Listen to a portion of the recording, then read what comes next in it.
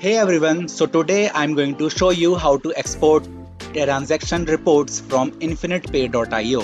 Exporting your transaction data can help you keep accurate records and analyze your financial activities. So let's get started. First, log into your InfinitePay.io account using your username and password. Once logged in, navigate to the payment history section. This is where all your past transactions are recorded.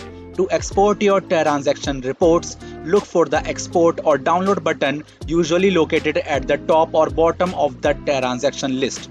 Select on the export or download button. You'll typically be given options to select the format you want, such as CSV or PDF. Choose your preferred format and specify the date range or filters you need for the report. This allows you to customize the data that will be exported. After setting your preferences, select export or download option to generate the report. This will be the prepared file and available for download to your device. Open the downloaded file to verify that the transaction data is accurate and complete. You can now use this report for your records, accounting or analysis.